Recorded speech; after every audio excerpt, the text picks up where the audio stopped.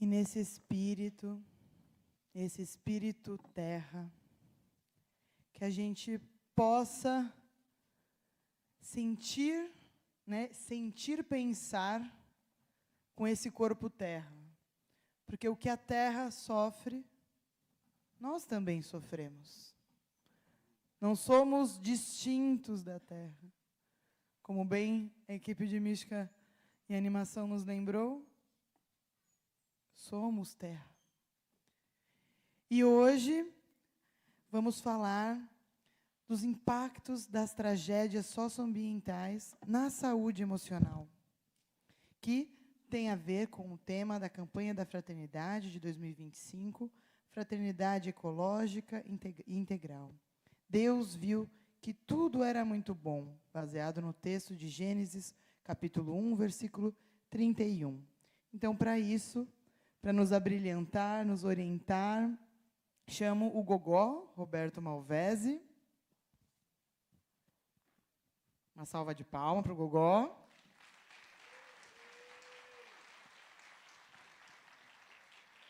O Roberto, ele é graduado em Filosofia, Teologia e Estudos Sociais, é membro da assessoria da Rede Eclesial Pan-Amazônica, a REPAM, da Comissão Especial de Ecologia Integral e Mineração, a CMBB, e da equipe de formação da Comissão Pastoral da Terra, CPT, na Bahia e Sergipe, além de escritor e compositor. Então, Gogó, a palavra é sua, agradecemos muito. E todo mundo está com o livro?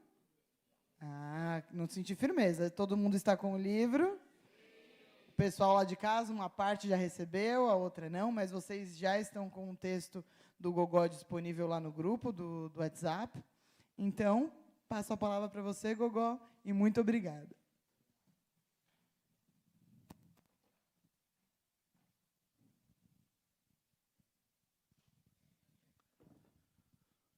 Irmãos e irmãs, bom dia, então. Mesmo respeitando aí todas as igrejas e religiões, dizem que lá em Canudos, o conselheiro só permitia uma saudação, né? Eu moro lá perto de Canudos. Louvado seja o nosso Senhor Jesus Cristo. Então, bom dia mais uma vez. Já vi muita gente aqui que a gente se conhece de longa data, né? Já estamos de cabelos brancos. E a geração mais nova, a geração adulta. E é bom a gente se encontrar nesses ambientes. E ainda nessa quase missão do Padre Beuso, né, que organiza esse curso de verão todos os anos, e ajuda a alimentar essa mística, essa espiritualidade dos que trabalham rente ao chão, né, com a terra, aquilo que a gente chama os lutadores. Eu moro lá em Juazeiro da Bahia, já faz uns 46 anos que eu moro por lá, na Diocese de Juazeiro. Fui para lá quando estava sendo construída a barragem de Sobradinho. Fiquei por lá, me casei. E, vez em quando, então, a gente sai de lá para fazer outros trabalhos, né? Tive alguns anos numa equipe do CELAM, de terra, água e ambiente. E muitas vezes ali nas equipes da CNBB, da campanha da fraternidade, normalmente, essas de temática ecológica, ambiental, e também nas semanas sociais nossas. E junto com a CPT, com a Pastoral dos Pescadores, as nossas comunidades eclesiais de base, as pastorais socioambientais de forma geral. Eu estou hospedado aqui nos Dominicanos, e o Frei Carlinhos, ontem a gente estava conversando sobre isso, ele trabalha com o povo da rua, e eu lembrava para ele que eu comecei meu trabalho de chão com o povo da rua aqui em São Paulo, na década de 70, ali na Praça Dom Pedro, na Praça da Sé, com a organização do Auxílio Fraterno, a UAF. Era organizado pelas irmãs, e a gente começou aquele trabalho de rua naquela época, né? E hoje ele estava contando um pouco do trabalho de rua que eles fazem aqui em São Paulo ainda, e ele falava numa quantidade de gente, de cerca de 90 mil pessoas que moram na rua em São Paulo. É uma cidade, né? É uma cidade dentro da cidade morando na rua. Mas a temática da gente hoje aqui é essa temática, então, das questões socioambientais, como é que elas impactam a dimensão emocional das pessoas. Então, eu fiz um texto que foi solicitado, está na página 93, e eu vou me orientar um pouquinho por aí mesmo, porque acho que faz sentido, né? A gente escreve o texto, depois vocês podem ler esse texto de forma mais tranquila dentro de casa, tal. Mas seria interessante a gente conversar a partir dele.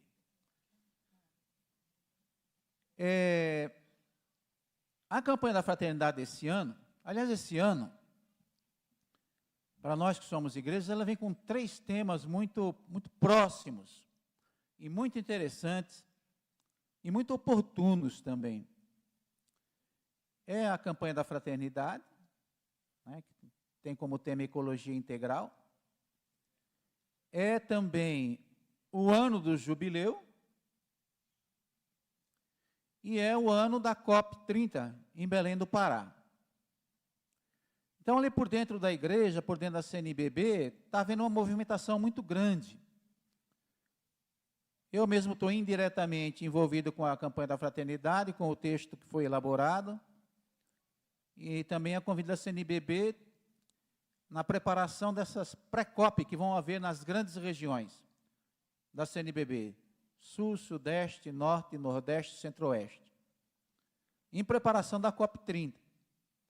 E uma das coisas que a gente está preocupado é porque são várias frentes, mas todas muito afins, muito mesmo numa linha da gente prestar atenção nessa questão que a mística deu para a gente aqui. As várias visões dos povos, os vários entendimentos da terra. E na campanha da fraternidade, no texto base, a gente conseguiu colocar lá, no iluminar, que eles chamam de iluminar ou julgar, a visão bíblica. A gente conseguiu colocar ainda lá a visão da patrística, e a gente conseguiu colocar o magistério da igreja, em traços rápidos, mas também a capacidade de ouvir a sabedoria dos povos. Que eu me lembre, que eu tenha visto, é a primeira vez que a CNBB aceita inserir num texto oficial de igreja do Brasil a sabedoria dos povos. O que eles têm a nos dizer sobre essa crise toda. E também a voz da ciência. Também foi citado. No texto que eu fiz aqui, não dá para a gente ir para todos esses lugares num texto de 10 ou 12 páginas, muito menos aqui na conversa que a gente vai tendo, depois então de vocês poderem conversar, debater, perguntar, questionar. O foco numa visão da ciência sobre a questão da Terra. Nós precisamos da visão da ciência no mundo de hoje, para entender o que está acontecendo. É claro que a gente vê os fenômenos. De repente você vê um incêndio lá em Los Angeles, que devora os bairros milionários e bilionários. De repente você vê uma enchente no Rio Grande do Sul que ultrapassa todos os limites. Ou, de repente, o pessoal de São Paulo aqui vai para a praia, lá em Praia Grande, e todo mundo volta com dor de barriga. Né? Uma virose geral. Ou a gente lembra do Covid, ou de outros temas, outros assuntos que estão no dia a dia da gente. As tempestades de areia e de fogo aqui no interior de São Paulo. Os fenômenos a gente vê, o que está acontecendo. Você pode perguntar para qualquer pessoa, ela vai te dizer o impacto desses fenômenos. Mas por que isso está acontecendo? Se vocês prestarem atenção na mídia, a Globo, as outras TVs, os jornais, raramente, muito raramente, se debate as causas dessas questões. Eles ficam no fenômeno. Porque o fenômeno emociona. O fenômeno indigna a gente. O fenômeno chama atenção, né? Mas quando você vai nas causas, você teria que enfrentar a raiz dos problemas e teria que dar nome a quem são os causadores do problema. E aí, então, a grande mídia não pode fazer isso, né? Nós fazemos isso nas nossas análises, nos nossos movimentos, nós fazemos isso nas nossas páginas das mídias alternativas, e por isso que é importante esse tipo de reflexão aqui, porque a gente tem chance de, esse ano, conversar sobre isso com muita gente, né? Então, nesse texto, eu coloco ali logo no começo, na introdução, quem quiser acompanhar, eu pensei até em projetar no telão, mas depois a Angélica me disse, não, o pessoal tá com o livro na mão. Então, achei melhor que a gente possa olhar o livro, né? Entender isso, né? O junho não é somente verde, ele tem muitas cores. Uma ecologia integral exige que vejamos outras cores, como o azul dos oceanos, os verdes mares, o azul da atmosfera, o marrom dos solos, o verde das matas, o cinza da caatinga enquanto ela dorme, o branco do gelo. Aqui era o ferrugem mesmo dos desertos e não a ferrugem, porque é a cor, né, ferrugem. E todas as tonalidades de cores que a natureza nos oferece gratuitamente todos os dias. É que por detrás de cada cor há uma realidade única e com um papel único na biodiversidade e na sociodiversidade do planeta. Então, quando a gente fala de ecologia, a primeira coisa, vamos superar e ir além do verde. Porque começou a se dar nome de verde para tudo. É junho verde, se fala até numa Bíblia verde, música verde, não sei o que verde, como se tudo isso, se a questão ecológica se resumisse no verde. E não é. A questão ecológica é o planeta como um todo. E nossa ligação com o Sol, o sistema solar como um todo. E as ciências avançam nesse sentido de nos esclarecer a que ponto chega essa interligação toda que a música do Cirineu, que a gente canta tanto, vocês cantaram aqui no começo, nos diz, e que vem da Laudato Si. Aquela música do Cirineu, ela é baseada na Laudato Si, né? Então, eu peguei aí a ciência de um cientista inglês, já falecido, chamado James Lovelock. Ele morreu com 94 anos. E ele criou a teoria de Gaia. E vocês vão poder acompanhar um pouco no texto, na sequência do texto, quando forem ler, qual a compreensão que ele tem da teoria de Gaia. E aquilo que a gente fala na mística, na sabedoria dos povos, a terra como mãe, como ventre, São Francisco chamava de irmã, irmã terra, irmão sol, irmã lua, né? Ela tem um fundamento científico, se você for investigar. São linguagens diferentes para falar do mesmo fenômeno. E o Lovelock coloca a Terra como se ela fosse também um ser vivo. E dá um nome para essa teoria dele de teoria de Gaia. Gaia vem do grego. Tudo que a gente tem aí com o nome geografia, geopolítica, tudo que você quiser na letra geo, vem da palavra Gaia. E na origem grega. A deusa Gaia era a deusa da terra dos gregos. Ele dá um nome para essa teoria de Gaia. E ele diz, por que ele vai comparar a Terra? E olha que agora já é ciência, não é mais metáfora, já não é mais teologia, não é mais filosofia. É ciência no método científico da experimentação, do teste da realidade. E depois, então, da formulação de leis. que podem ser aplicadas em qualquer circunstância. Se isso for comprovado, vira ciência. Mas é o método científico aplicado nessa questão. Então, ele vai dizer que a Terra tem a capacidade de regular a sua própria temperatura. E essa capacidade de regular a própria temperatura nos seres vivos, a gente chama de homeostase. O nosso corpo, a gente sabe que se passar de 37 graus, a nossa temperatura, alguma coisa começa a incomodar. Embora hoje se considere o estado febril com 7,8 por aí.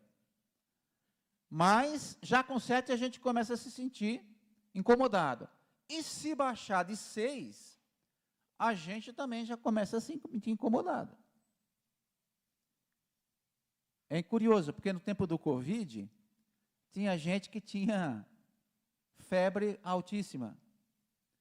E eu tenho um filho, que a reação no corpo dele era jogar para baixo. Ele ia fazer teste, mas você não está com Covid, você está com 35 e pouco. Depois, quando faz o teste de comprovação, tinha Covid. Então, a temperatura da gente é o nosso corpo que regula. Nós não precisamos fazer força. É automático. E ele diz isso, a Terra tem essa capacidade de regular a sua própria temperatura. Então, ele vai pelas eras geológicas da Terra, que é fantástico, né? Fantástico. A Terra já foi totalmente congelada, a Terra já foi quente, a Terra já teve um oceano só, um continente só, tornou-se dividir, né?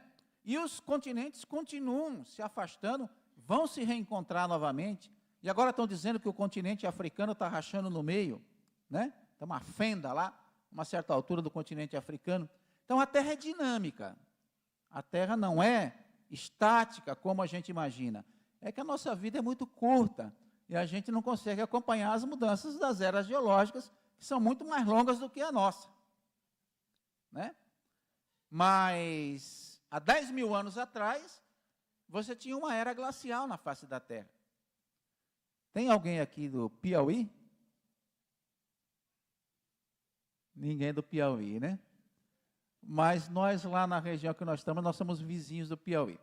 Alguém aqui já foi no Parque Arqueológico da Serra da Capivara, em São Raimundo Nonato, no Piauí? Apareceu um ali. É um dos lugares mais misteriosos que eu já pisei na vida. E olha que no tempo que eu estava na CPT e no CELAM, eu andava muito aí pela América Latina, em outros lugares. Hoje em dia já não dá mais para fazer essas viagens todas, não. Mas você chega lá no Parque Arqueológico da Serra da Capivara, você tem um ponto, onde tem uma fogueira que foi encontrada lá pelos arqueólogos, pelos antropólogos, e a Niede Guidon, que é a cientista que criou aquele parque, ela diz assim, aqui já tinha gente morando há 46 mil anos atrás. Se você coloca o nosso modo de ver o mundo, nós que acompanhamos pela Bíblia, o povo de Israel, 4, 5 mil anos atrás, 6 mil anos atrás, no máximo aí, o que a gente consegue recuar no tempo. Aí você chega lá e você tem uma civilização em pleno território brasileiro, no Piauí, né, de 46 mil anos atrás. Há uma disputa internacional sobre isso, porque os cientistas dizem que a migração humana começou muito mais tarde. Dizem que ela consegue provar que é uma fogueira, mas ela não consegue provar que é uma fogueira humana. Né? Aí são os detalhes das ciências. Né? Mas é fantástico ver aquilo, porque você chega lá e nas pedras, de repente, tem um tigre dente de sabre desenhado na parede. Né? Eles desenhavam lá uns tatus lá, que o pessoal calcula que tinha o tamanho de um Fusca. Um tatu. E o problema maior ainda é que depois você vai no Museu do Homem Americano e o fóssil desses animais estão lá. Então aquilo ali era habitado por animais gigantescos. E pressupunha uma floresta gigantesca. Hoje é um semiárido, como qualquer região do semiárido brasileiro. Uma mudança climática que houve naturalmente na Terra e que modificou as condições de vida.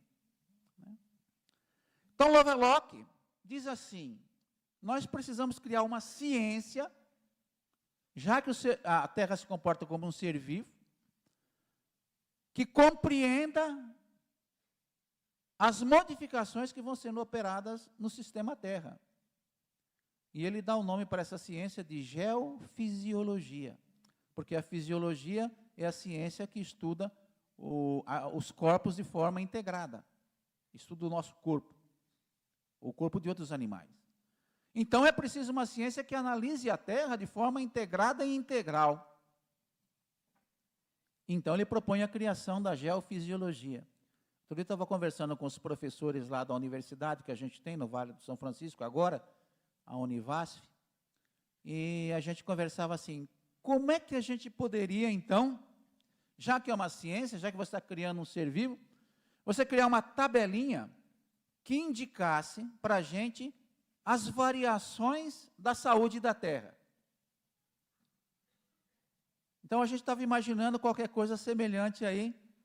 Quem vai fazer exame de sangue, exame de urina, exame de fezes, que a gente vem lá, colesterol, tanto, normal, tanto, abaixo, acima, né? Triglicerídeo, tanto, para cima, para baixo. Por aquelas taxas ali, você sabe o estado do teu corpo. Se está com saúde, se não está com saúde. Como é que a gente poderia criar isso na Terra, né? Então, a gente pode, porque a Terra, por exemplo, então, vamos pegar qual que é a teoria de Gaia, como é que ele fala. Ele diz, isso está escrito tudo aí, viu, gente? Ele diz assim: a Terra tem 4 dimensões, 4 fatores, que a gente precisa analisar como eles interagem, porque eles são interligados, como a gente canta na música, como a gente percebe na vida. Só que ele vai pelo ramo da ciência. Quais são essas 4 dimensões do nosso planeta que são interligados?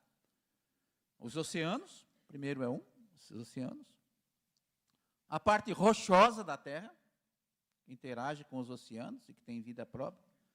A atmosfera, terceiro. E o quarto, a vida, os seres vivos. Então, ele vai analisar cada um desses casos, cada um desses elementos, para ver como tudo está interligado. Então, ele começa pelos oceanos. Os oceanos até agora não se prestava, a ciência presta muito pouca atenção nos oceanos, eles são muito pouco estudados. Mas agora, diante da mudança climática, se percebeu que quem absorve o gás carbônico que nós emitimos na atmosfera, através da queima das florestas, da derrubada das florestas, e da queima dos gases de efeito estufa, mais de 50% desses CO2 e desses gases de efeito estufa, quem absorve são os oceanos. Então, os oceanos cumprem um papel fundamental no equilíbrio da Terra. E são eles também que, em sua grande maioria, liberam o oxigênio que nós respiramos. Veja, nós estamos aqui dentro, é automático, a gente não percebe, mas nós estamos inspirando e expirando. Nós estamos inspirando, inalando oxigênio e nós estamos expirando gás carbônico. Quem é que libera o oxigênio para a gente? As plantas e os oceanos. Quem é que absorve o gás carbônico que nós estamos expirando? As plantas e os oceanos. Então, o ciclo é permanente, automático e interligado. A gente não pensa nisso. A gente vive isso, mas a gente não pensa sobre isso. Então, os oceanos são fundamentais nesse processo. Acontece que com essa emissão de tanto gás carbônico que estava de forma sólida no subsolo, em forma de petróleo, em forma de gás, você tira ele de lá, ele estava estabilizado ali embaixo, na Terra. E você queima, e ele vai para cima na atmosfera, ele começa então a criar aquilo que a gente chama uma espécie de cobertor lá em cima. O calor do Sol entra e não sai. E os oceanos começam a absorver esse gás carbônico. E esse CA4, que é o metano, que vem dos animais principalmente. Então, a capacidade dos oceanos de absorver isso é que assusta os cientistas. Porque eles dizem que está se criando uma acidificação dos oceanos. Os oceanos estão ficando ácidos. E, ao ficarem ácidos, matam os corais. E, ao matar os corais, você mata as formas de vida que dependem desses corais. Veja como as coisas são, efetivamente, do ponto de vista da ciência, todos interligados. Então, aí ele vem com outro elemento, a parte rochosa da Terra, onde nós estamos. Diz a história, diz a ciência, que nós somos, a vida começou nos oceanos. E ela migrou aos poucos pela Terra. A teoria da evolução diz isso. Né? Ou por metáfora, ou por ciência, dizem que, por isso que as nossas lágrimas são salgadas, é o que nos resta da nossa vida, da nossa etapa oceânica. Todas aquelas piadas, né, gente? De quem nunca foi no mar, a primeira coisa que faz, né, é pegar um pouco de água, botar na boca e dizer, é salgado mesmo. Né? Eu também fiz isso a primeira vez que eu cheguei no mar. Né? Você bota na boca para ver. E é claro, você flutua com muito mais tranquilidade na água salgada, por causa da densidade do sal, né? E o Mar Morto lá no Oriente Médio, e você pode deitar, você não precisa saber nadar, porque você não vai afundar no Mar Morto, você flutua pela densidade do sal. Então, ele coloca o papel dos oceanos, então vem para a parte rochosa da Terra. Nós estamos na face da Terra, e parte dos seres vivos estão na face da Terra. Né? Toda a biodiversidade vegetal e animal. Aí você tem toda uma situação de florestas. E você, para plantar uma monocultura, seja de soja, seja de milho, seja de gado, você vai e derruba a floresta. Você derruba o cerrado, você derruba a caatinga, derruba o pantanal, derruba a floresta amazônica. Queima. Aquilo que era carbono sólido nas árvores, mais uma vez vira gás. E vai para a atmosfera. E ajuda a aumentar o aquecimento global. E vai ter o efeito nos oceanos. E ainda mais, ao derrubar as florestas, você expulsa daquele habitat, ou mata naquele habitat, todas as formas de vida que estavam ali. É normal hoje você ver onça entrando em cidade, onça entrando em quintal, gente encontrando cobra no fundo do quintal, dentro de casa, né? Esses dias eu estive aqui no interior de São Paulo, tive um irmão que faleceu rapidamente, assim, um irmão mais novo que eu, faleceu dia 27. E ele morava no sítio que meu pai morava. E cheguei lá, os animais, porque tem ainda umas árvores, tem umas fruteiras ali, como os animais chegam ali? Animais que antes você não via. Um casal de mutum de penacho, árvores enormes, belíssimas, tomaram conta do quintal. Né? O ano passado vinha muito macaco. Um dia chegou um bugio todo queimado, num lugar que meteram fogo. Né? Então, quando você devasta a floresta, você não derruba só árvores. Tem uma meme na internet que é fantástica. É o enterro de uma árvore e os animais todos seguindo o enterro da árvore. Né? E alguém colocou a expressão embaixo ainda. Não era só uma árvore, era a nossa casa. Né? Exatamente isso. Mas você não libera só os animais que você vê. Você libera os vírus. Você libera os invisíveis. Você espanta os animais que vivem na selva bem, mas que perto dos seres humanos são perigosos. É a questão dos morcegos. É a questão do Covid. Até hoje, a teoria mais próxima é que a Covid veio dos morcegos na China, porque perderam seu habitat, começa a se aproximar dos seres humanos. Então, a importância de tudo o que acontece nos continentes, na parte rochosa da Terra, que é o lugar que a gente consegue viver, nós seres humanos. Né? Nós não conseguimos viver na água, a não ser nas palafitas, nesses tipos de coisas que a gente boia sobre a água. Mas o nosso lugar na Terra é na parte rochosa. E nem no ar a gente vive. essas estações aí que a gente tem agora, que os astronautas vão para lá, dizem os cientistas que quando eles voltam de lá, eles estão com o corpo todo arrebentado, né? O corpo estica, os nervos se contraem, a pressão arterial se modifica, porque não é o lugar adequado da gente viver. Nós somos eminentemente terráqueos. Nosso corpo é terráqueo. Nós dependemos disso aqui para viver. Por isso que não dá muito certo até agora. No futuro pode ser que sim. Você pensar em morar na Lua, você pensar em habitar Marte e tal. Mas primeiro que não tem nenhum planeta parecido com o nosso. E segundo que o nosso corpo é extremamente terráqueo. Nós somos, por isso que aquilo que os meninos estavam falando aqui na mística, a gente precisa prestar atenção nisso, porque é mais do que poesia, gente, é mais do que metáfora. É ciência.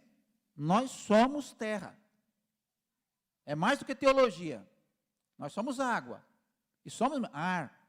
Né? É aquela história. Você pode ficar 30, 40 dias sem comer. Frei Luiz fez aquelas greves de fome lá em cima, no São Francisco, ele ficou 25 dias. Aguentou ficar assim 25 dias. No 26 dias, no 26º, ele desmaiou. Né? Dizem que Jesus fez um jejum de 40 dias sem comer. E dizem que São Francisco fazia 2, de 40 dias por ano. Né? Sem água, a gente consegue ficar 2, 3 dias no máximo. A partir daí, os nossos órgãos entram em falência. Eu vi gente lá no Lago de Sobradinho, em Juazeiro, eu trabalhava com os pescadores, que pegaram cólera. O cólera, o vírus, não é vírus, acho que é um bacilo, não sei o que é, do cólera. Ele esgota a água do nosso corpo. Aí, quando você via a pessoa no barco, o cadáver da pessoa, parecia uma palha. A pele fica grudada na pele, só fica a pele e o osso. Some tudo. Quase 60% do nosso corpo é água. Mas você consegue ficar uns 2, 3 dias sem água. E sem respirar, quanto tempo você consegue ficar? Né? O meu mergulho não dura 30 segundos. Eu fico apavorado quando dou um mergulho, que passa 30 segundos já... Né? Dizem que tem um povo na Oceania que desenvolveu um metabolismo de ficar 12 minutos debaixo da água. Uma população que tem lá de pescadores. Mas é uma evolução, quase que uma mutação genética de quem teve que se adaptar nesses processos.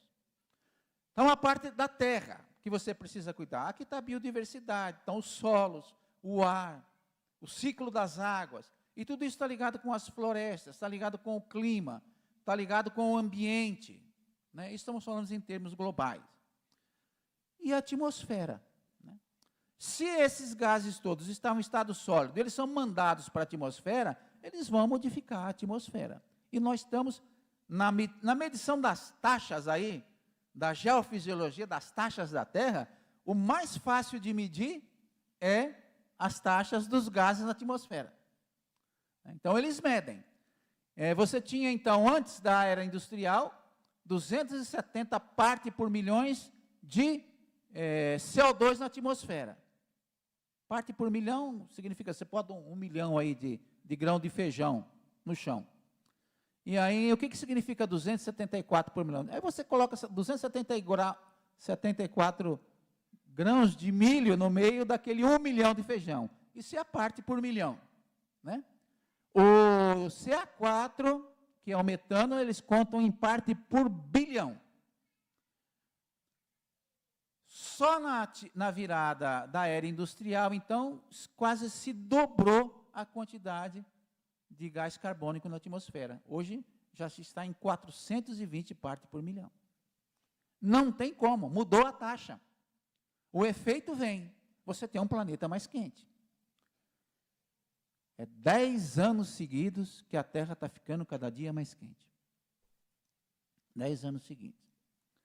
E a perspectiva queria-se evitar que aquecesse pelo menos 1,5 grau na Terra. Esse ano a medição então da taxa já deu 1,6. Nós já ultrapassamos o limite que os cientistas desejavam, achavam controlável. Esse controlável é empate. Porque quando cai uma tempestade dessa, quando cai uma enchente dessa, quando dá uma seca dessa, quando dá uma onda de calor dessa, não tem quem controle. Isso é muito maior do que nós, né? Eu nunca esqueço, aí eu vou falar mais uma vez do Piauí. Um dia eu fui fazer uma assessoria lá, e aí fui pegar um ônibus na rodoviária de Teresina, 7 horas da noite. Um ônibus de Teresina a Petrolina. É uma viagem de uma noite. O curioso é que na rodoviária de Teresina, você não tem um relógio lá, quando você chega lá para você ver o horário. Tem um termômetro, bem redondo no mostrador de relógio. Era 7 horas da noite. Estava cravado 40 graus redondo. 7 horas da noite. Depois eu fiquei sabendo, não sei por que razões, que o Nordeste está ficando mais quente. Isso nós sabemos. Mas Teresina não vai ficar mais quente do que é. Graças a Deus. Porque também eu falei, não tem como, né? Mas esse ano nós batemos em alguns lugares, sobretudo no Centro-Oeste. Goiás e Mato Grosso. Tem gente aqui de Goiás e Mato Grosso? Ali, Mato Grosso. Tem lugares lá que bateu 43. 43. E vem com a onda da sensação de calor ainda, né? Então, você modifica a atmosfera ao mexer no sistema Terra como um todo. E nós temos no Brasil ainda o grande problema nosso, não é a emissão de gás carbônico pelo petróleo que a gente queima, nossa indústria petrolífera de queima de carros é pequena em proporção ao resto do mundo, sobretudo de gás também, mas o nosso grande problema, nós somos o 5º poluidor mundial. O nosso grande problema é o chamado uso da terra. É a queima e a derrubada das florestas e é a criação intensiva de animais, sobretudo gado bovino. Gente, nós somos uma população de 210 milhões de pessoas humanas e uma população de gado de 220 milhões de cabeças de gado. Nós temos mais vaca e boi nesse país do que gente. Com um detalhe, todos os seres humanos, nós, como uma cidade como São Paulo e tudo, nós temos uma ocupação das cidades, dos meios urbanos, de 4 milhões e tanto de quilômetros quadrados. Muito pequeno em relação ao tamanho do nosso país. Mas cada cabeça de gado para se procriar e para se desenvolver e para engordar, precisa de 0,8 hectares. Então, o gado que ocupa o Brasil ocupa 190 milhões de hectares. Nós ocupamos 4 milhões e o gado ocupa 120 milhões de hectares de terra. Ocupa 1/4. Aí, Severino, Lourdinha, pessoal que lida com MST, porque o pessoal do agronegócio costuma dizer assim, não, os índios ocupam as terras que era para produzir, as florestas ocupam as terras que eram para produzir. É que eles falam só da área ocupada para a área agrícola. Eles não falam da área ocupada para o gado. Quando você soma tudo, a área agrícola com a área do gado, das florestas também para plantio de eucalipto e outras coisas, eles ocupam 250 milhões de hectares nesse país. Eles ocupam 1/4 do país. Já que a nossa área é de 800 e poucos milhões de hectares. Né? A gente precisa dessas contas porque a gente vai encontrar isso até dentro das nossas paróquias, esse debate. Até nas nossas comunidades. Da defesa ferrenha, para você não dar um nome aos bois. Para não dar literalmente o nome a quem faz o processo de destruição das nossas florestas. Eu sempre digo, nesse país, é melhor, em termos de moradia, né? É melhor ser uma vaca do que ser gente, né? Você tem muito mais espaço. Você é muito mais bem tratado. Né? Muito mais bem tratado do que esse gado todo. Bom, e por fim a vida, que é o 4º elemento, então, que o James Lovelock coloca na teoria de Gaia. A vida é fundamental. Né? Dizem os cientistas que nós enxergamos apenas 10% das formas de vida. Por isso o Papa Francisco vai dizer na Laudato Si que a gente precisa prestar atenção nas formas de vida invisíveis, né, que cumprem um papel fundamental. Se você vê o ciclo da vida, né, o nascer, o crescer, o desenvolver, o adoecer, o envelhecer, o morrer, né, Em cada etapa da vida, inclusive na morte, nós temos seres vivos ali, participando de todas as etapas. Tudo aquilo que está no nosso corpo, em termos de vírus, de bactérias, né? Nós não temos nem noção disso, né? E quando a gente morre ainda tem a função, né, das bactérias para decompor o nosso corpo, né? Não só o nosso corpo, todo o processo de decomposição das matas, das árvores, dos animais, inclusive nós que somos animais, né? Aquilo que a gente falou aqui no começo, nós somos terra, mas nós somos água também, nós somos ar também, né? Mas nós somos também inteligência, nós somos capacidade, o amor, né? E a gente acredita que a gente também é um espírito, né? E, além de tudo, a gente acredita na ressurreição dos mortos, né? Aliás, tem várias versões do credo, né?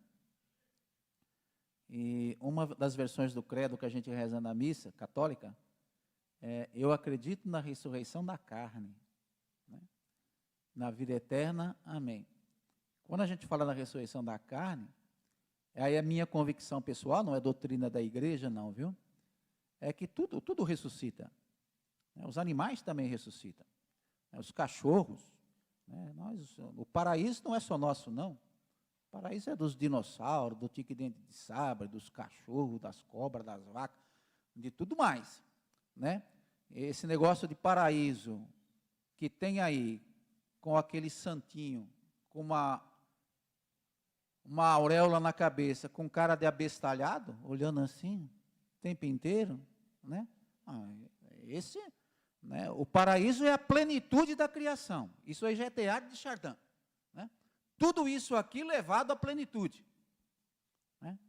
Inclusive a criação. No Apocalipse se fala de uma nova terra, ou numa terra renovada, novos céus, mas a plenitude da criação. O Papa Francisco, de vez em quando, ele deixa escapar algumas coisas nas entrelinhas, né? E um dia ele estava lá, apareceu uma família lá, e tinha um menino chorando. Aí ele perguntou para o menino: você está chorando por quê? Ah, porque meu cachorro morreu. E por que meu cachorro morreu? Aí Francisco falou para ele: não se preocupe não, no céu tem lugar para muita gente, tem para o seu cachorro também. Ele não vai dizer isso para lidar com a comissão da doutrina da fé, para não arrumar mais uma briga. Mas a opinião dele está posta, entendeu? E é de um papa. Assim como tantas outras coisas que ele vai dizendo, né? Eu nunca neguei comunhão para ninguém. Então, esse negócio de ver na fila quem é pecador, quem é casado, quem não é casado, qual a condição de vida da pessoa, não é com ele. Entrou na fila, recebe a comunhão, a pessoa que sabe das condições dela. Está um sururu aí, porque na Espanha proibiram alguém de entrar numa fila de comunhão, de negar a comunhão. Como se você soubesse quem está na fila da comunhão. O que é que ela faz, o que é que ela deixa de fazer. Em silêncio, e às escondidas, né? Então, ele tem muito isso, né? De vez em quando, aquilo que ele percebe que não dá para questionar publicamente, ele fala em surdina. Só que tem um ser humano nessa história, então, da ecologia integral, segundo a visão da ciência. Somos nós. A nossa capacidade de pensar. O Boff fala, não só de pensar, de sentir, de amar, de cuidar, né? Nós somos os únicos. Essa tarefa não foi delegada aos animais. Muitas vezes passam algumas memes na internet de um bichinho cuidando do outro, tal, né? É impressionante a relação das crianças com os cachorros e com os animais. É uma coisa impressionante. Tem algo a mais ali do que a natureza animal permite, né? Outro dia tinha uma criança brincando com um cabrito, um bode. Vocês sabem que a cabeçada mais forte que existe na natureza é a cabeçada do bode, o tal do ariete, que os antigos faziam. Quando ia invadir um lugar, o que eles colocavam na ponta lá de uma vara para chegar nos portões e bater com força? O osso da cabeça de bode. Você pode botar um bode para brigar com um boi. O boi cai fora. O boi não resiste confrontar a cabeça do bode, né? E aí tinha um bode brincando com uma criança, é incrível, porque ele chegava correndo, ele parava, aí só encostava a cabeça na criança. E se um bode daquele dá uma cabeçada numa criança daquela, ele mata, mas ele percebe, não sei por que sentido, né? E é uma coisa inscrita na natureza. Então, gente, aqui eu fiz muito resumidamente esses 4 pontos da teoria de Gaia, e tudo isso está unificado, imbrincado, né? Uma coisa impacta na outra, né? E a nossa condição de vida também. E nós, seres humanos, somos os responsáveis por isso, né? A tarefa de cuidar da criação é nossa. Por isso, a nossa responsabilidade, né? E cadê a Angélica? Quantos minutos eu já falei aqui para eu me localizar, Angélica?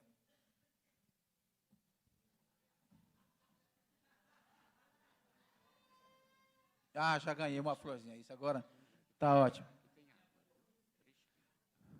Que a gente vai, tranquilo, a gente vai conversando aqui, e aí, então, para encerrar essa parte nossa, para quem gosta, quem fez filosofia, teologia, é muito interessante reler o Fenômeno Humano de Teilhard de Chardin. Eu, em 75, quando eu fazia teologia aqui em São Paulo, eu fiz uma peça de teatro chamada Cristificação do Universo, baseado na Missa sobre o Mundo, do Teilhard de Chardin. É curioso porque uma das músicas da missa, ela ficou e se incorporou no Domingo de Ramos. Na América Latina se canta muito mais essas músicas do que no Brasil, mas no Brasil, no Domingo de Ramos, todo ano volta lá, né? Hosana Rei, Hosana Ra, Hosana Rei, Hosana Rei, Hosana Ra. Ele é o Santo, é o Filho de Maria, é o Deus de Israel, é o Filho de Davi. Vamos a Ele com as flores dos trigais, com os ramos de oliveiras, com alegria e muita paz. Hosana Rei, Hosana Ra, Hosana Rei, Hosana Rei, Hosana Ra. Então, essa música ficou. Mas a Missa sobre o Mundo, no Teilhard de Chardin, e aí vem a mística de ele não era antropólogo, ele era paleontólogo. Pesquisa a vida através dos fósseis. Aí o Teilhard de Chardin um dia estava na África, e era 6 horas da tarde, ele queria celebrar a missa, e ele não tinha o pão, o vinho, ele não tinha os elementos da missa para celebrar a Eucaristia. Então ele olhou, e tinha um horizonte, um sol poente, um pôr do sol. Aí ele fez uma oração, que se vocês procurarem, vocês vão ver uma das coisas mais lindas que a gente lê em teologia, né? Ele, mais ou menos assim: como hoje eu não tenho o pão e o vinho para consagrar no teu corpo, então eu consagro esse universo que tu criaste. Porque no fundo é isso que você veio fazer, cristificar todas as criaturas. E vai embora. A liturgia da celebração da missa sobre o mundo, né? Então, Teilhard vai falar disso. Ele fez um estudo científico da criação do estofo do universo, ele chama cosmogênese, pôs uma análise da vida, que ele chama de biogênese, depois da evolução, a criação da consciência humana, nous, em grego, que ele chama de noogênese, e por fim ele vai falar da cristogênese, a entrada de Cristo através do mundo, através da Eucaristia, né, e ele cristifica o mundo. Por isso ele foi acusado de panteísta, né, foi acusado e suspenso pelo Vaticano. Mas, a partir de Paulo VI, ele vai sendo aos poucos retomado na teologia da igreja. É uma teologia que era subalterna. E o Papa Francisco, para quem conhece Teilhard de Chardin, quem lê a Laudato Si, sabe que ali está a teologia de Teilhard de Chardin. A evolução das coisas até a sua plenitude. Para terminar mesmo, Tem uma poesia na internet que é atribuída ao Papa Francisco. Logo que eu bati o olho, eu achei linda a poesia, mas eu falei, isso não, Papa, não escreveu isso. Mas é assim mesmo, né? A oração de São Francisco não foi São Francisco que escreveu, né? As cartas de São Paulo, muitas daquelas cartas não foi o Paulo que escreveu. Os mandamentos ecológicos do Padre Cícero no Nordeste, foi um biólogo que escreveu. A gente canta muito lá os mandamentos ecológicos do Padre Cícero. E o biólogo chamado Vasconcelos Sobrinho, ele disse assim, se eu colocar meu nome aqui embaixo desses 10 mandamentos, ninguém vai ligar, ninguém vai acreditar. Se eu colocar o nome do Padre Cícero, todo mundo vai prestar atenção. Então ele escreveu e assinou como Padre Cícero. Então ficou os mandamentos ecológicos do Padre Cícero. Essa música da internet é a mesma. Vamos fazer um bendito aqui, eu vou chamando, vocês vão respondendo, tá bom? É atribuído ao Papa, eu fiz uma melodia em cima. Opa!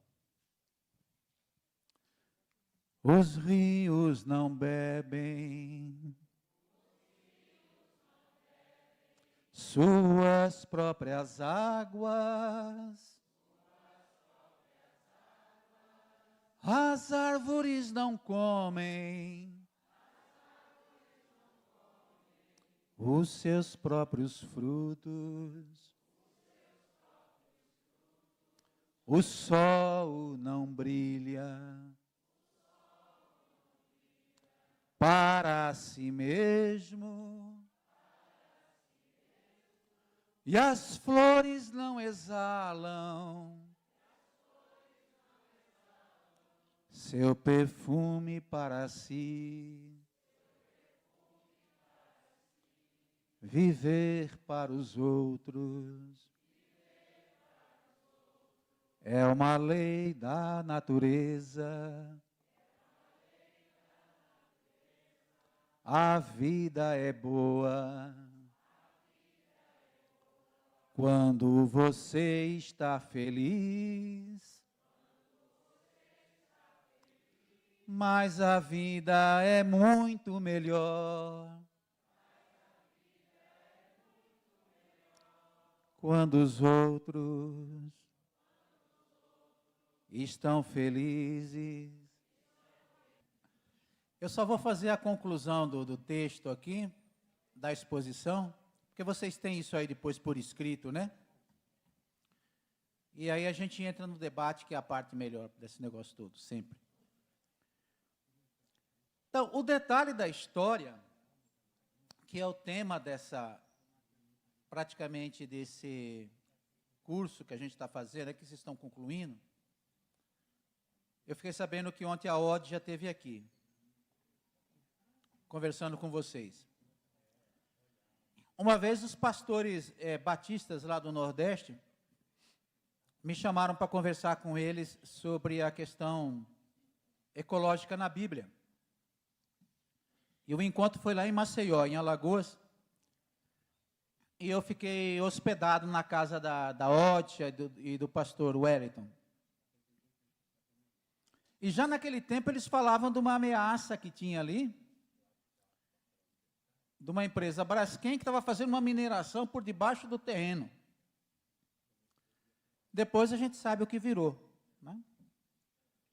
E tempos atrás nós fizemos uma reunião online, porque o nosso bispo em Juazeiro se tornou o arcebispo de Maceió, Dom Beto, um franciscano. E ele chegou lá e assumiu. São 60 mil pessoas que estão perdendo as casas por uma irresponsabilidade de uma empresa que fez mineração debaixo da cidade. E agora o terreno está cedendo. E eles têm uma igrejinha lá, da comunidade deles, da Ódia, do Hérito, uma capela, e eles têm um trabalho muito bom, muito bonito. Então eu conheço bem a Ódia.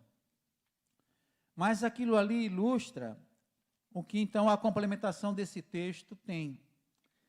Essa questão toda ecológica, esses fenômenos extremos, de seca, de onda de calor, de tempestades, de furacões, de enchentes, eles não causam só um impacto físico nas casas, nos bens que as pessoas têm. às vezes arruma uma casa, leva um ano inteiro para comprar um guarda-roupa, uma cama, aí vem uma enchente, leva tudo embora novamente. Essa situação, essa tensão vivida pelas pessoas, gera uns impactos emocionais. Então, não vou repetir aqui, eu acho que vocês já viram isso com os especialistas, mas a gente coloca aqui no texto alguns conceitos desse tipo de impacto na vida emocional das pessoas. De tal forma que, quando vê uma nuvem levantando lá no horizonte, já fica angustiado, já fica tenso, né? E sabe que os fenômenos podem se repetir constantemente. Então, esse mundo das mudanças climáticas, esse mundo ambientalmente doentio, porque essa é a tese de Gaia, de Lovelock, nós estamos num planeta envelhecido e doente, e com febre. E vem aquela frase do Papa Francisco que eu coloquei mais lá na frente. É impossível você ser sadio num ambiente doentio. As nossas gerações são cada vez mais doentias. Mesmo com todas as vacinas, com todos os remédios, né, que a gente precisa. Doenças novas, doenças que a gente não via antes. Meu pai morreu com 97 anos, minha mãe morreu com 90. Comeram a vida inteira arroz, feijão, pão com manteiga, carne de porco, arroz cozinhado na gordura de porco, e viveu 97 anos. Aí veio que a gente não podia comer porco, não podia comer gordura, não podia comer ovo, não podia comer queijo, essas coisas todas. Cada um faz uma dieta que acha que é a correta, e nós estamos cada vez mais dependentes de remédios químicos, né? Um ambiente que não é mais sadio. Ali onde meu irmão, que faleceu, morava, agora ficou minha cunhada, e com a mãe e tal. A minha irmã mora perto, tem dia que ela me manda de manhã, ela manda, hoje amanheci com uma chuva de veneno.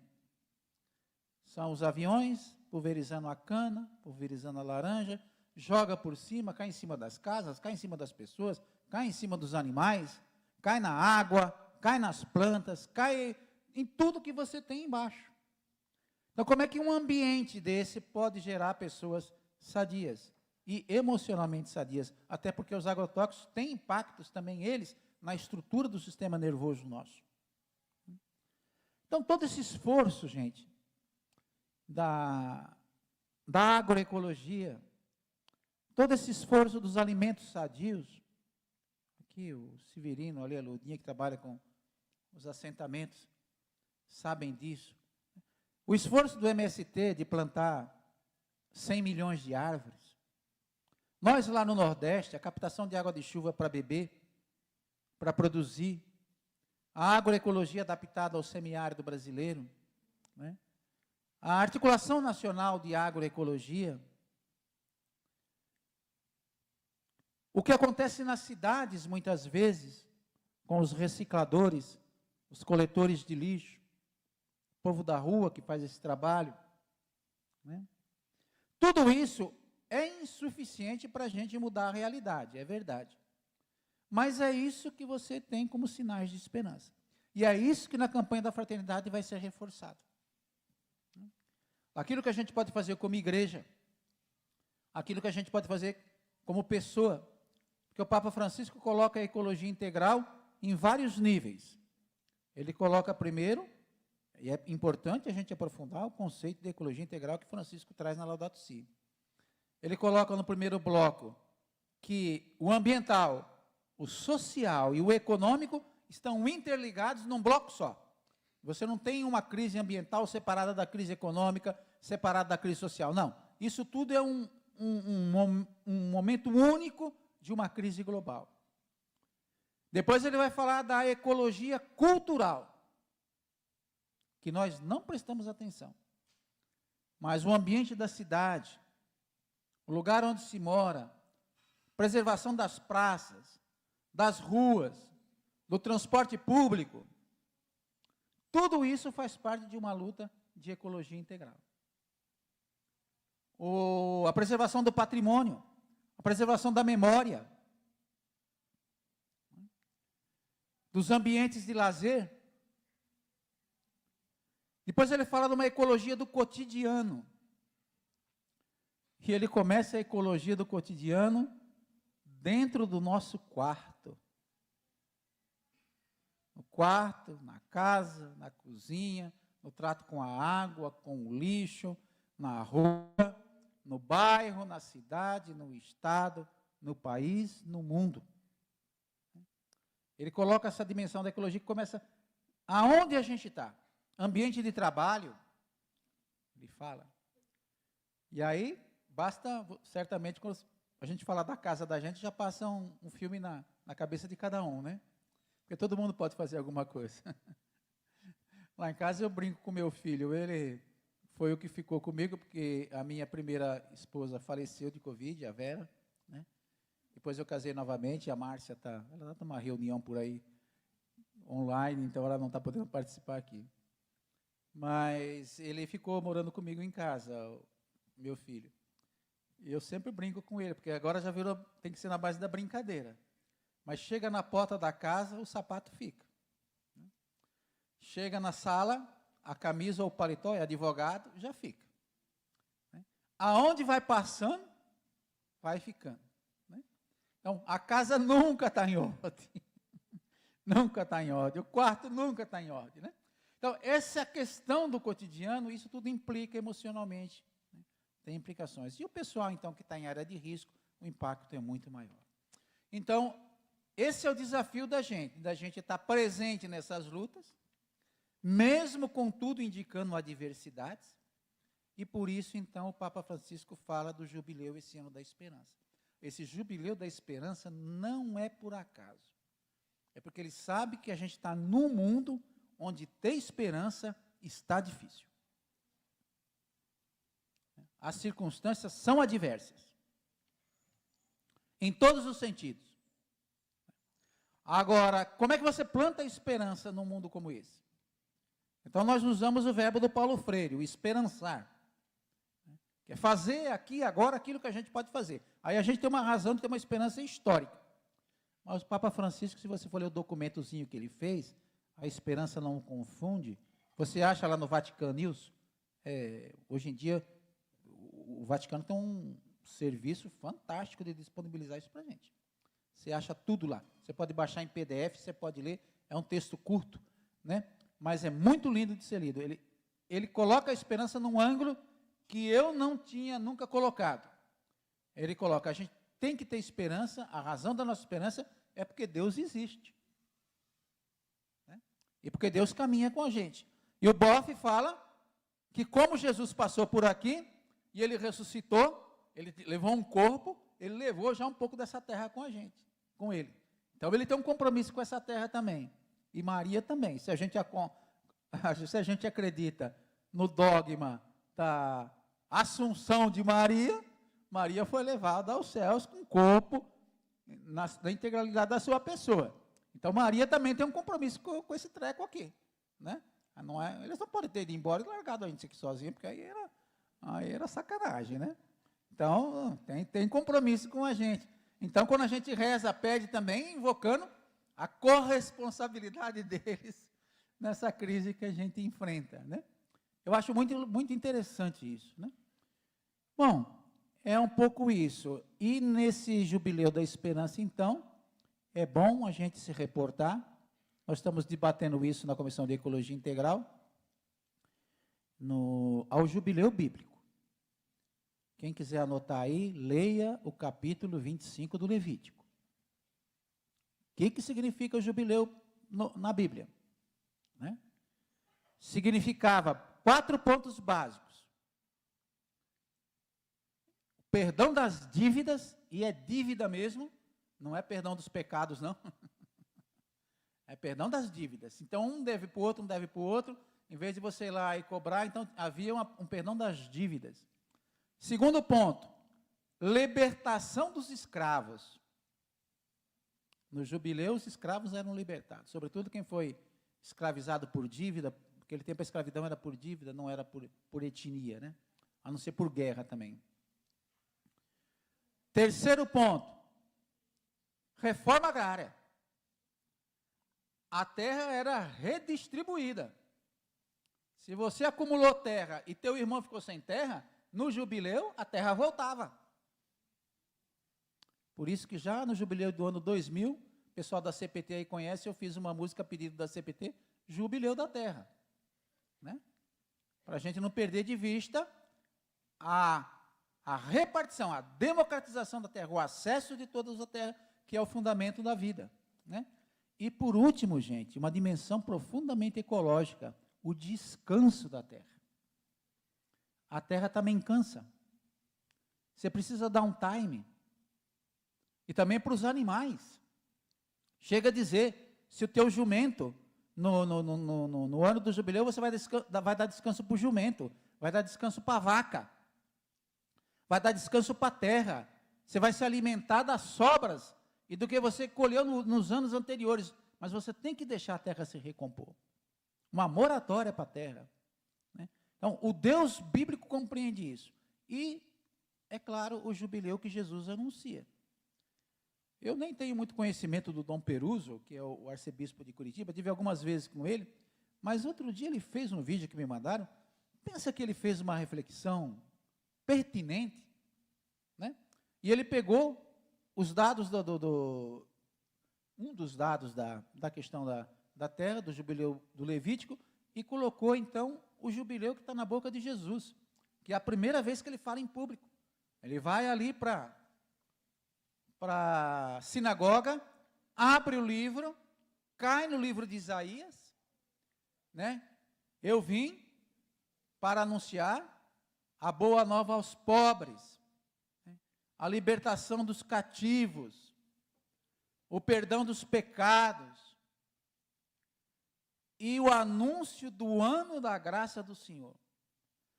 Por que a gente está dizendo isso, então? O Papa Francisco coloca isso, e no documento ele vai colocar isso. Porque a tendência do jubileu vai ser a gente ficar em celebrações, eu não vou dizer que mágica, gente, mas beirando a magia. Esse negócio de você atravessou uma porta e todos os pecados são perdoados, não é bem evangélico isso não, né? Se a gente quiser mesmo ser perdoado, a gente tem que demonstrar uma força de vontade de que a gente quer mudar de vida. Né? E vai ter celebrações e caminhadas, e a tendência é ficar nisso. E esquecer a raiz toda que tem atrás do jubileu e do compromisso com a terra. Então, é isso por hora. Vamos abrir a conversa aqui. Eu não sei como é que faz o esquema aqui, das conversas, quem coordena, quem dirige, quem recolhe.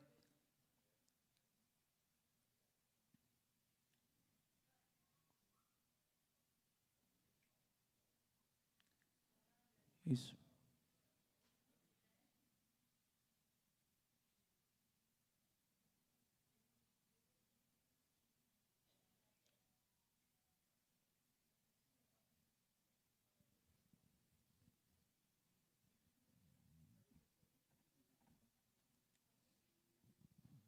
Enquanto eles vêm aí, vamos cantar um trechinho do Jubileu da Terra? Lembra, Severino? Lembra, Lourdinha? Anice, que está lá atrás, que é minha conterrânea da minha paróquia, minha irmã de caminhada de muitos anos. A gente canta assim: Jubileu da terra é repartir o chão, é pôr os pés na terra, é pôr as mãos no chão, é resgatar a terra que é de cada irmão, porque a terra é do Senhor. Nação dos Pataxó, Chucurus e Cariris, Tupis e Anomames, Rãs e Guaranis. Depois de tanto sangue, depois de tanta guerra, que a terra seja índia e que os índios tenham terra. E aos remanescentes de negros quilombolas, enfim, terra Brasílis, seja nossa e seja vossa. Depois de tanto sangue, depois de tanta guerra, que a terra seja negra e que os negros tenham terra. Pequenos lavradores, poceiros e sem terra, enfim alcancem o sonho de justiça e paz na terra.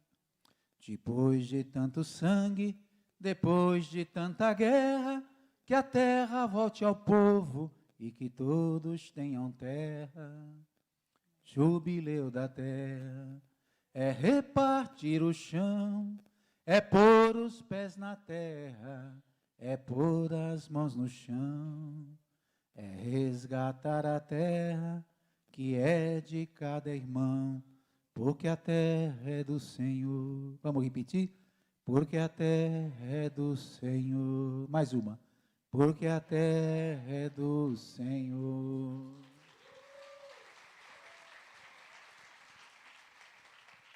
Muito obrigada, Gogó. Já temos bastante perguntas, tanto do virtual quanto a que vocês enviaram, então tentamos juntar. A Ivanise Santana, que está acompanhando a gente no presencial e também conectando com uma pergunta que alguém fez aqui, te perguntou assim: Gogó, na tenda virtual temos tido a sensação que a casa comum não terá jeito para voltar a ser como antes. O que você nos diz? Como devolver à terra sua dignidade no mundo capitalista e maquiavelista? Aí uma outra pergunta o Papa Francisco está tentando mudar a igreja de cima para baixo. O que podemos fazer para mudar de baixo para cima? A CNBB está ciente de tudo o que passa no planeta. O que fazer com essa turma de sacerdotes contrária à campanha da fraternidade? E, juntando no bloco igreja, poderia analisar a geofísica de uma igreja católica? Por exemplo, o presbitério ocupa quase a metade do espaço de um padre e de alguns acólitos. O que reserva para o povo? O espaço não é equitativo? É um primeiro bloco. Bem fácil, perguntas simples, né, gente? Pode falar. Eu nem vou dizer que eu vou... Não tem resposta, né, gente? Nós sabemos que numa situação complexa como essa, a gente não tem resposta pronta, tipo receita, né? A gente vai tentando entender. Aliás, tem um grande pensador contemporâneo, já bem velhinho também, ele acabou fazendo 100 anos esses dias, Edgar Morin, um francês. Ele é o criador, vamos dizer assim, da teoria do pensamento complexo, ele fala. Hoje, para você analisar as coisas, não dá para ser apenas naquela linguagem que a gente usava até antigamente, eu contra eles, preto no branco, e nem mesmo nessa vulgaridade que está hoje em dia nas redes sociais, de petista e bolsonarista. O mundo é muito mais complexo e complicado, né? E ele diz assim, olha, o pensamento complexo não é uma resposta, não. O pensamento complexo é um desafio. A gente tem que aprender a pensar de forma complexa. Então, a Terra tem como voltar? Não tem. Porque a Terra também, quando você entende que a Terra é um ser vivo, ela também está em evolução. Só que a evolução dela é muito... Os períodos geológicos são muito maiores do que a nossa simples vida aí de... Quando a gente chega a 70 anos, chega muito longe, né? Então, a gente não consegue compreender o processo todo de mudança da Terra. Mas os cientistas dizem que a Terra tem mais ou menos 4,6 bilhões de anos. Isso sou eu não, né? Não, está certo. 4,6 bilhões de anos, e ela foi evoluindo. Eu tenho um slide que mostra essa evolução da Terra, não dá para projetar aqui agora. Mas a Terra é muito diferente à medida que os séculos se passam, né? E o Lovelock, na teoria de Gaia, ele diz assim, a Terra é um planeta envelhecido. Ele fala, não, vou comparar a Terra como se fosse a vida de uma velha senhora. E ele faz essa comparação metafórica. A Terra é como se uma mulher, como a vida de uma mulher que vai viver 100 anos. Num período de 100 anos, a Terra já viveu 80. Então, em eras geológicas, você teria 20 anos. Em eras geológicas, você tem alguns bilhões de anos pela frente ainda. Né? Mas a vida na Terra vai ficando cada vez mais difícil.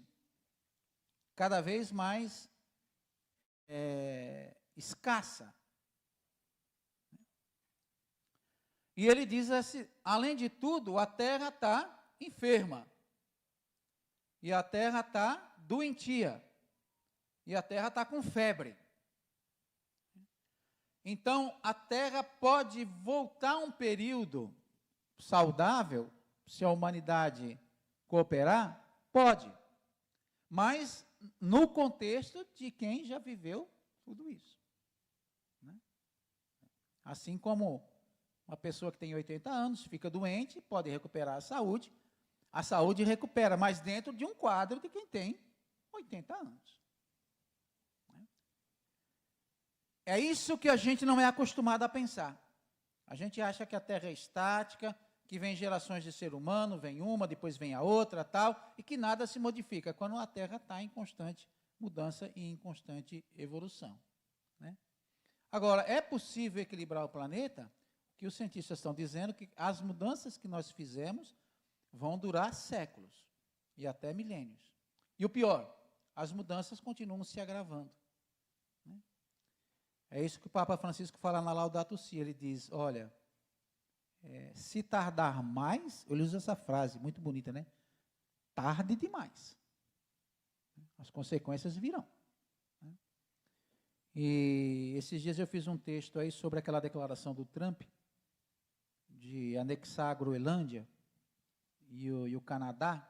Quem quiser ler depois pode procurar na internet, está disponível. É Trump e a geopolítica climática. Por que aquilo que ele diz não é só uma brincadeira, nem uma ameaça, nem uma fanfarronice? Porque os negacionistas, eles sabem o que eles estão fazendo com a Terra. Eles sabem perfeitamente. E eles sabem essa leitura aqui que o Lovelock tem. Porque o Lovelock falou assim, que a continuar desse modo, só vai ser possível ter vida nas extremidades da Terra. Aí, para consolo nosso, o Brasil vai ser extinto. Vai deixar de existir Brasil. Essa área nossa, se você tem que passar em algumas regiões do Brasil, períodos de 250 dias por ano, com calor acima de 40 graus, nós não sobrevivemos. Então, ele falava que o Brasil vai ser possível vida em alguns lugares. Aonde a vida vai ser possível? Nas extremidades da Terra. Então, aonde? A região onde hoje é o Alasca, onde hoje é o Canadá, onde hoje é a Groenlândia, onde hoje é a Sibéria. Ali é que o clima vai permitir a vida. Então, quando o Trump fala em anexar a Groenlândia e o Canadá, ele está jogando com a geopolítica das mudanças climáticas. Claro que ele não vai invadir o Canadá de um dia para o outro, mas a Groenlândia ele pode. Tem um país ali no meio, né? Mas os poderios militares dos Estados Unidos, quando eles se interessaram por algum território, por alguma região, por petróleo, eles foram lá. Né? Botaram o exército lá, forçaram os aliados e conquistaram aqueles pedaços, exploram até a última gota de petróleo. Tem poder para isso. Né? Então, voltar a ser o que era, não volta, mas pode normalizar, a depender do que foi feito com essa questão da emissão dos gases. Só que a indústria petroleira não quer mudar. Eles falaram que eles vão continuar emitindo gases na atmosfera até 2040. 2040, o que é que sobrou disso aqui, em termos de temperatura? E também não adianta as novas energias, como tem lá no Nordeste, cheio de energia eólica, energia solar, hidrogênio verde, né? Só para eu conversar depois ali com a Anice, que trabalha com isso, na ONG que ela trabalhava lá, como que invadem os territórios, como ocupam o lugar das comunidades, como que o pessoal não consegue ficar debaixo das pás de vento, né? Tem um zumbido constante, aí vem no impacto na saúde que a gente conversou agora há pouco, né? Poderia ser diferente? Poderia, nós propusemos para o governo. Agora teve um encontro da Asa e Articulação do Semiárido Brasileiro, todo o Nordeste brasileiro. Nós propusemos para eles, porque nós propusemos há 20 anos atrás, mais ou menos 20 anos atrás, cada família do semiárido com uma cisterna. Isso nós conseguimos em 20 anos. A gente conseguiu implantar 1 milhão de cisternas para captar água de chuva. Por isso que você não vê mais gente morrendo de sede. Você pode até falar, a reportagem hoje quando vai falar, fala, a cisterna está secando, precisou do pipa, né? Mas você tem um lugar para colocar água. Mas aquele fenômeno que você tinha de gente morrendo de sede, morrendo de fome, como fenômeno social, no Nordeste brasileiro, você não tem mais. Isso mudou. Isso foi a sociedade civil. E um governo, Lula e Dilma, que encampou a nossa proposta, né? Mas a gente propôs agora para o Lula, faz 1 milhão de tetos solares, colocar placa nas casas, com o sistema que nós temos hoje em dia. Você capta a energia do sol, coloca na rede, faz a diferença no final do mês entre o que a família produziu e o que a família utilizou e paga a energia do povo, substitui o Bolsa Família com o dinheiro, com a renda da energia solar, né? Em tese, ele está aceitando isso, mas está tão devagar e a resistência política no Brasil é tão grande a essas iniciativas que beneficiam o povo da descentralização da geração de energia, que eu não sei se nós vamos conseguir. Mas nós vamos tentar, até o último dia, até o último minuto, até a última hora, né? Eu fiz a experiência lá em casa, a Vera, que faleceu, um dia ela falou, eu vou colocar energia solar aqui em casa. Ela era professora. Aí, eu era o que resistia. Não vou botar energia solar aqui em casa, é muito caro, tal. Ela tinha ganho lá, como professora do Estado lá, como é que chama esses negócios que de vez em quando? Era o precatório, mas tem aquele outro, que você tem um período lá, que você é professor, que você ganha uns 50, uns negócios desse aí. Tinha arrumado um dinheiro lá, foi lá e colocou as placas solares lá em casa. Colocou 18 placas solares lá em casa. Rapou a poupança lá, né? Gente, nós gastávamos, isso há 5 anos atrás, R$700 por mês de energia. Hoje a gente paga R$30. Né? Eu tenho um excedente de energia que se o governo comprasse, era uma renda extra. Eles não compram. É proibido comprar dos produtores individuais.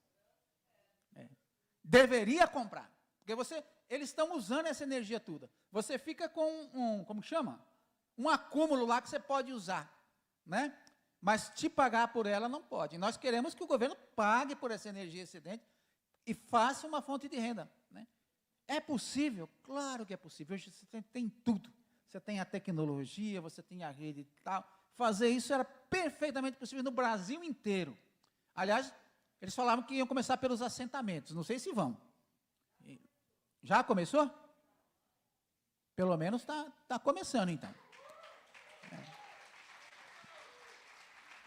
Acho que a proposta era essa. Quem tem Bolsa Família, quem tem comunidades tradicionais, esse pessoal todo assim.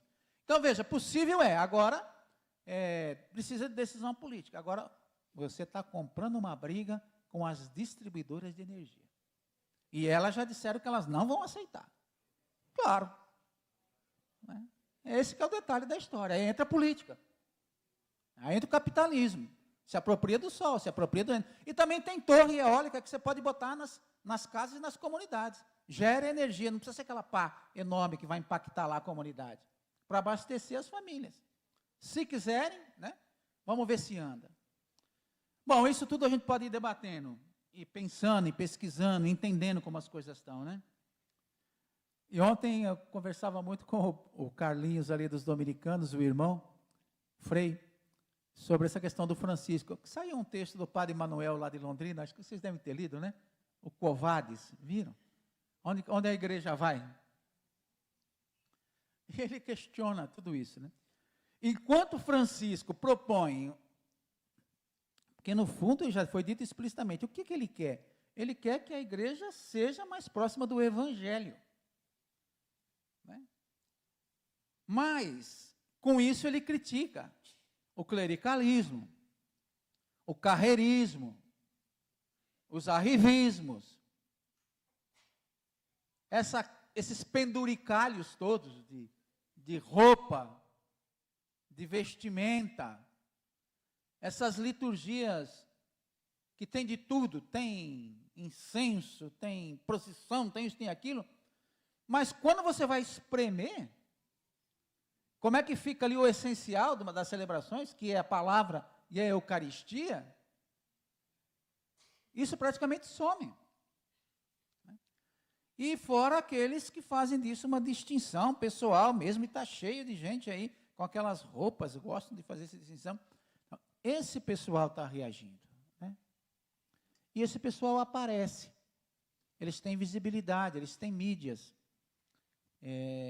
As mídias tradicionais, e eles ocupam muito essas mídias das plataformas aí, das redes sociais. Né? E é curioso, porque quando você começa a ver uma coisa, todo dia aparece uma mensagem lá. Cada dia agora é um padre, né? É um padre novo, ele tem um foco diferente sobre teologia, eles usam umas roupas para chamar bem a atenção, quando eles estão na televisão também, né? Eu não acompanho muito, só se aparece lá no Facebook, eu vejo isso às vezes, lá alguma coisa, mas não presto muita atenção. Mas tem gente que presta muita atenção, o povo vê isso. Né? Então, de repente, você vai nas missas aí no interior, e o padre, lá numa comunidade do interior nossa, né, lá de simples, às vezes as celebrações são debaixo das árvores. A gente tem paróquias lá, que você tem, numa rede de 120 comunidades, 4 ou 5 tem capela. As missas são debaixo de árvores, né? Cenários lindíssimos, na beira do São Francisco, debaixo de uma tamarineira, que tem 100 anos. Você faz uma celebração de missa ali, parece que você está fazendo a missa do Teatro de Chardin, a missa sobre a terra, né? Belíssimo, a missa campal, né? Mas, de repente, aparece o padre lá, vestido como esses da televisão, né? Fora de lugar, fora de época, fora do senso. E olha, com sinceridade, fora do senso do ridículo. Fora do senso do ridículo.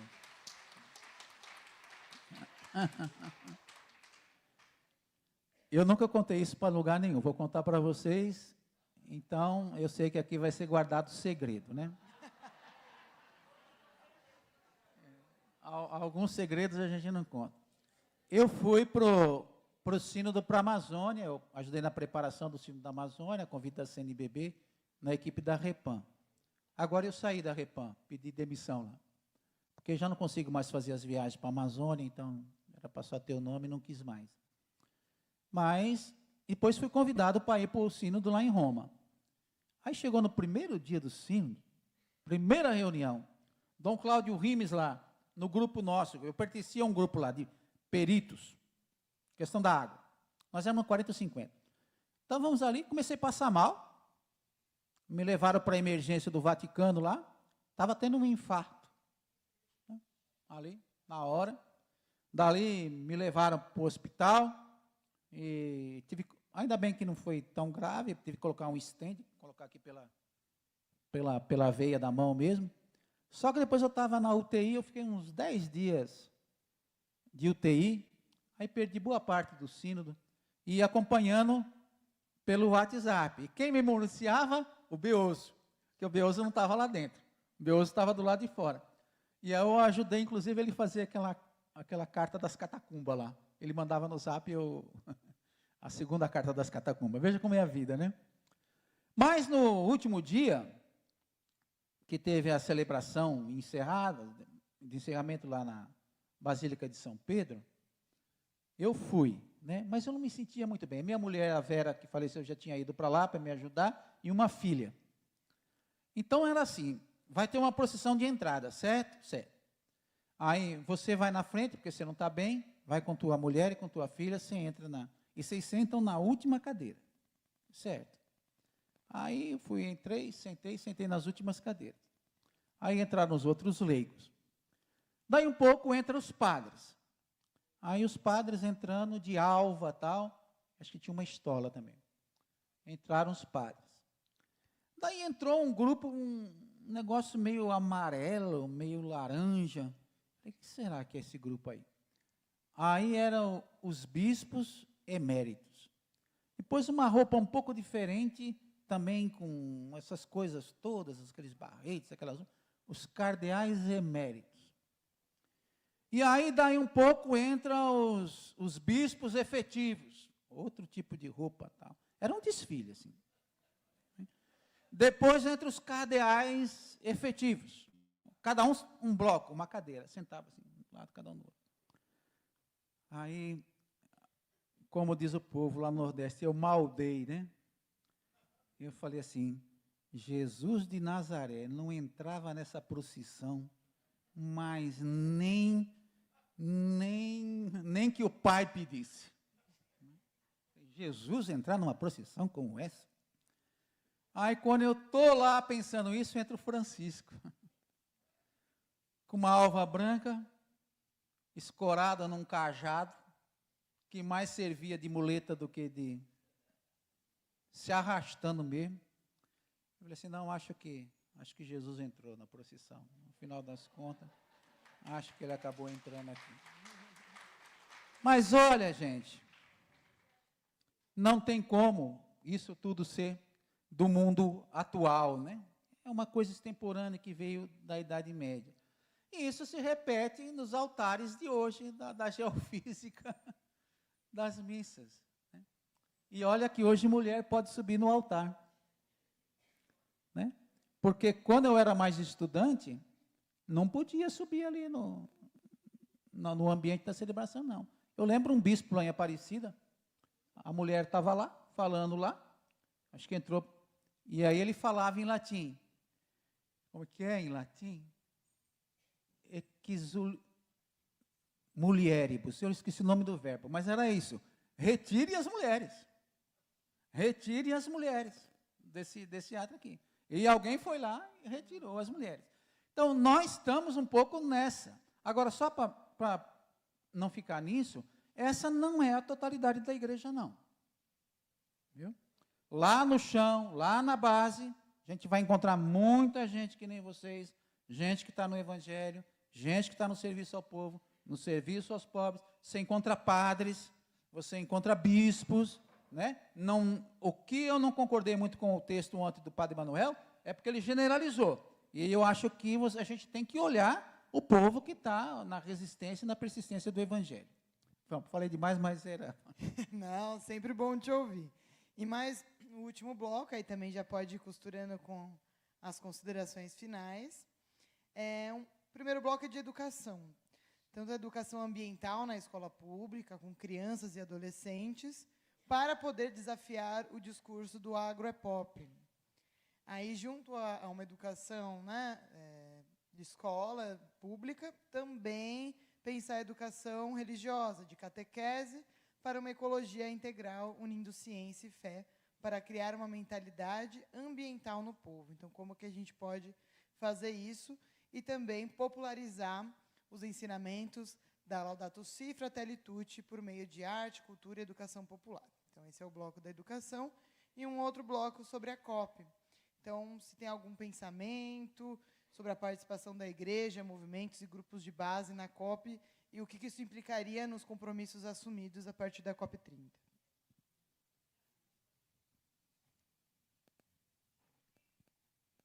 Então, gente, lá na Laudato Si, depois de fazer todas as considerações, análise de realidade, e quando ele fala da proposta de uma ecologia integral, ele entra, então, numa espiritualidade integral, ecológica. E ele propõe para a gente a conversão ecológica.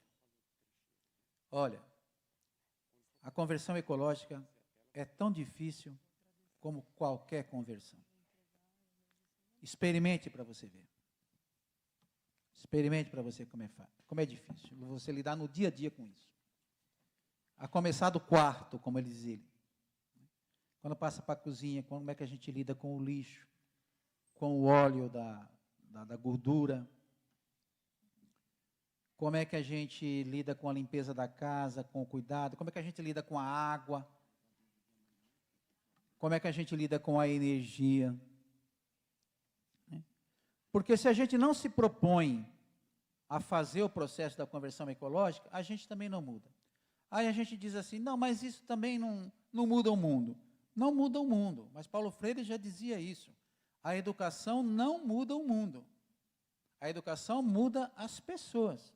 E as pessoas mudam o mundo. E esse processo de educação começa, ele não pode ser visto só como um conteúdo. Ele precisa ser visto como atitudes, com modos, né, de ser, com jeitos de ser. Criar uma nova cultura. Isso não é de um dia para o outro. Eu sempre uso esse exemplo da cultura, de uma cultura do cuidado, né, da cultura ecológica. Bom, vocês lembram aquela Copa do Mundo que teve no Brasil? E aquela que a gente perdeu de 7-1. Aquilo foi um desastre ecológico, né? Foi um desastre ecológico. Nem tudo funciona como se imagina. Mas teve um jogo do Brasil lá na Arena Pantanal, no Mato Grosso. Mato Grosso do Sul. A Arena Pantanal é em Cuiabá ou é Campo Grande? Cuiabá, né? É no Mato Grosso mesmo. Aí o Japão, teve um jogo lá. No Japão, os japoneses foram para lá.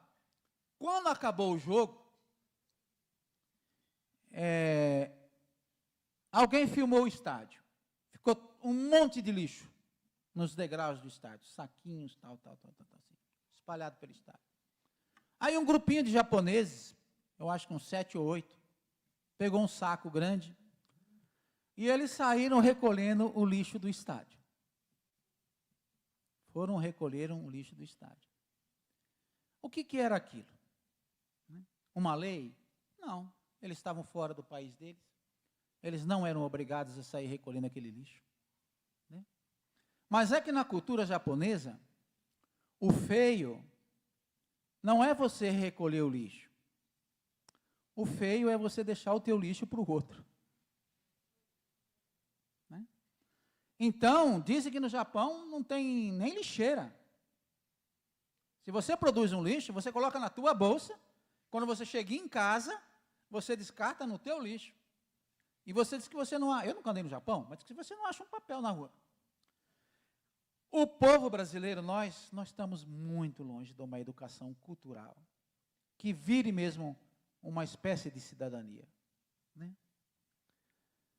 Então, olha, quem está na escola, eu acho que não só na escola formal, mas na educação popular. Né? Eu venho da educação popular, Severino vem da educação popular, Lurdinha, Anice, que está ali. A gente, na educação popular, a gente pode debater temas e assuntos que muitas vezes nas escolas eles eram proibidos. Ou conforme o conteúdo que você for debater na escola, hoje em dia, com esse monitoramento, esse controle das informações, você pode receber reclamação de diretoria de escola privada, de pais, de alunos, essas coisas que eles chamam de doutrinação. Então, não é fácil esse ambiente. Mas, olha, eu conheço muitos professores que estão fazendo isso. E fazem também unidos a umas certas práticas. Algumas escolas eu vejo fazendo hortas comunitárias, que ajudam na consciência e na prática, né? Ajuda na alimentação da merenda escolar, né? Arborização, nas cidades, nas ruas, nos bairros, né? Controle do lixo, né? Educação para o cuidado, porque é aí que você vai formar um novo cidadão. Né? Se a gente tivesse um horizonte, que pelo menos em 20, 30 anos a gente teria uma outra consciência do povo brasileiro, a gente já teria feito uma enorme de uma vitória. Né? A gente já teria feito uma enorme de uma vitória. Então, isso é um desafio para quem está na escola. As linguagens, gente, podem ser as mais variadas possíveis. Né? Para nós, no Nordeste, a linguagem por excelência até hoje é a linguagem musical. Então, eu tenho, por exemplo, lá em parceria com Targino Gondim. Targino Gondim é sanfoneiro, compositor daquela música Esperando na Janela. E com o meu parceiro lá, Tamilton Freitas, nós temos 2 CDs sobre a nossa região. Um chama Belo Sertão, está disponível na internet. A gente dialoga com as músicas do Luiz Gonzaga, o que significava Asa Branca, o que significava a volta da Asa Branca, o que significava a triste partida. E a gente dialoga musicalmente, fazendo músicas no conceito que a gente tem hoje de entendimento, de convivência, de paradigma de convivência com o semiárido. Né? Muito utilizado, até hoje, já tem uns mais de 10 anos, quase 15 anos, e os pessoal, quando vai dialogar com as comunidades, usa muito essas músicas. Inclusive a música de um cara que é muito conhecido, Danice meu, que faleceu, o Haroldo, onde ele chegou em mim e falou assim, precisa fazer uma música das cisternas. As minhas músicas são tudo assim, o pessoal pede para fazer uma música com um tema. Música da cisterna, né? Que tema mais difícil, né? Mas o pessoal canta muito, né? A gente canta lá muito no Nordeste, assim. Colher água, reter água, guardar água quando a chuva cai do céu, guardar em casa, também no chão, e ter água se vier a precisão. No pé da casa você faz sua cisterna e guarda a água que os céus lhe enviou. É dom de Deus, é água limpa, é coisa linda. Todo idoso, o menino e a menina podem beber, que é água pura e cristalina. Você ainda vai lembrar dos passarinhos e dos bichinhos que precisam de beber. São dons de Deus, nossos irmãos, nossos vizinhos. Fazendo isso, honrará a São Francisco, a Ibiapina, conselheiro e Padre Cícero. Você ainda vai lembrar que a seca volta e vai lembrar do velho dito popular. É bem melhor se prevenir que remediar. Zele os barreiros, os açudes, as aguadas. Não desperdice sequer uma gota d'água.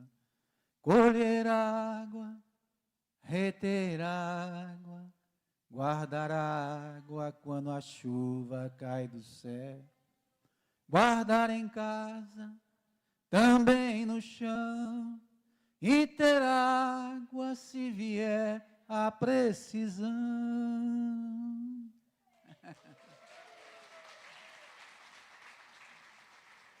O pessoal vai cantar com as comunidades, quando chega numa família, vai construir uma cisterna, vai explicar como é que funciona o clima do semiárido, tempo que chove, o tempo que não chove, então como é que se aproveita o tempo da chuva para guardar água para o tempo que não tem chuva, como é que funciona a cisterna, como é que você cuida das bicas, como é que você cuida do telhado, como é que você cuida da calha, como é que você cuida da telinha para filtrar, quando você coloca no pote, o que você vai colocar, uma gota de cloro em cada litro de água, aí você tem uma água purificada para você guardar, atravessar 7 litros por dia por pessoa, para beber e cozinhar.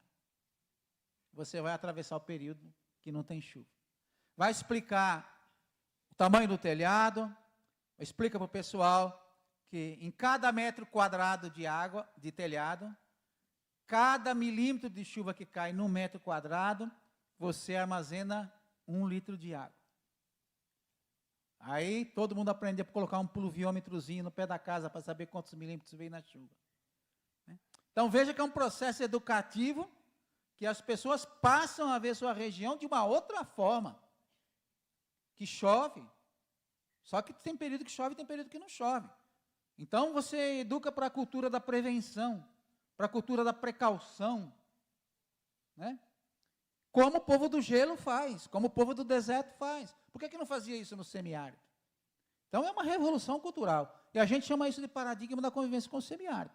E isso é discutido hoje em escolas, muitas vezes. O pessoal da ONG, da NICE, lá, o IRPA, faz esses materiais didáticos. Então, professores, se não tem material, vamos elaborar. Vamos criar. Né? Então, a gente usa muito a linguagem musical. Fizemos um agora também sobre o CD do Belo Chico, sobre o Rio São Francisco. Né? Não conseguimos financiamento no Brasil para fazer o CD nosso. Aí o governo da Alemanha financiou. Fizemos com o dinheiro da Alemanha. Aí fomos indicados ao Grêmio. Fomos indicados ao Grêmio, no CD lá, Raízes da Língua Portuguesa. No dia do sorteio não lá, da avaliação lá, a gente perdeu, mas a gente perdeu um momento, porque a gente perdeu para o Alceu Valença. Então, a gente se sentiu vitorioso.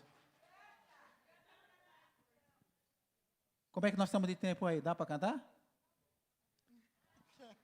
Vou cantar a música do tema só, né? Mas tudo isso é só vocês colocarem depois na internet. CD Belo Chico, vocês acham? CD Belo Sertão, vocês acham? Todas essas músicas estão aí disponíveis aí no stream. Mas é assim. Porque, então, deixa eu só finalizar aqui, a gente termina só da questão da COP. Aí a gente canta a música e finaliza. A COP, a consciência que a gente tem da COP 30 é o seguinte, isso está muito discutido na CNBB, na Comissão de Ecologia de Integral que eu estou, com os bispos nossos, a gente não tem interferência na COP. Os governos já chegam decididos. Eles já chegam com suas políticas prontas. Tanto é que muita gente preferia que a gente, em vez de falar pré-COP, falava pré-cúpula dos povos, porque à margem o movimento social se reúne. Em outras tendas, em outros debates, e discute do ponto de vista dos interesses populares. Estamos conversando com os bispos da CNBB se é possível fazer algum diálogo com o governo antes da COP. Porque é aí que você consegue fazer alguma interferência. Se não, a gente acha que o que vale a pena mesmo é participar dessas pré-COPs. Porque a gente pode discutir isso, como é que a gente faz educação popular, como é que a gente faz educação nas escolas, como é que a gente faz arborização, como é que a gente faz saneamento, como é que a gente cuida da cidade, como é que a gente cuida da cultura. Né? É isso que nós vamos ter que fazer. Gente, isso só vai mudar quando mudar na base. Alguém já falou isso por aqui. Né? O Papa Francisco fez os discursos dele para o movimento social, ele sempre fala isso, não espere as mudanças vir de cima. As mudanças que acontecem, vêm de baixo. E se o povo para, eles sobem nas costas da gente. Isso é. Eles têm gente para ser paga, remuneram esses advogados, esses cientistas aí, no mais alto capacidade de remuneração. Eles podem escolher os mais renomados, os mais, né, que aceitam se vender para o capital, e para defender isso na mídia, nas mídias sociais, nos jornais, no governo, nas políticas, nas escolas. O agronegócio está entrando nas escolas, né, para dizer isso, que é pop, que é tech, que é isso, que é tudo aquilo. Quando eles sentiram que você tem toda uma contestação na base, com a questão dos venenos, das monoculturas e mais. É uma guerra ideológica. Né? Certos temas são muito delicados de discutir dentro da igreja. Um deles, por exemplo, é a chamada luta de classes. Você falar isso, querer colocar isso num documento oficial de igreja, não passa. Né? Mas, a gente tem que dizer, não sei porque eu sou chamado muito para fazer assessoria de bispo, de vez em quando eu estou fazendo assessoria de bispo. Aí eu aproveito, né? Aproveito. Porque a gente fala luta de classes só quando os pobres se organizam, para defender os seus interesses. Quando a elite está organizada, com jornais, com rádios, com TV, com domínio do Congresso, com domínio das políticas públicas, dos bancos, eles estão fazendo guerra, luta de classes, todo dia, 24 horas por dia, para se justificar que o Brasil é assim e não pode ter mudança. Contra o governo Lula também. E olha que o governo Lula nem é um governo dito de esquerda, é um governo de centro aí, né, que pensa nas políticas públicas, pelo menos. O que o outro, no fascismo, nem pensava nisso. Né? Então, mas a gente tem que discutir essas coisas, né? Sem medo. Agora a gente tem que ter preparo, porque você vai sofrer retaliações de toda forma. Então a COP vai ser assim, está sendo um preparo, nós vamos chamados a participar, mas a gente está achando que é muito mais interessante fazer essa discussão na base do que propriamente esperar que grandes mudanças aconteçam lá na COP em Belém. A música do São Francisco, a gente, é um CD também, são várias músicas, a gente dialoga com as músicas clássicas do São Francisco. Né? Quem conhece as músicas do São Francisco, sabe que você tem lá Juazeiro Petrolina, Sobradinho, né? Uma música que a gente usa muito, que é Boato Ribeirinho, né? Que a gente conhece, e a gente dialoga essas músicas, o que elas significavam, e a gente cria novas músicas também no propósito do que a gente tem. Sobradinho, só para o pessoal lembrar, todo mundo conhece, né? O homem chega, já desfaz a natureza, tira a gente, põe represa, diz que tudo vai mudar. O São Francisco, lá para cima da Bahia, diz que dia menos dia vai subir bem devagar. Vai ter barragem no Salto de Sobradinho, e o povo vai-se embora com medo de se afogar.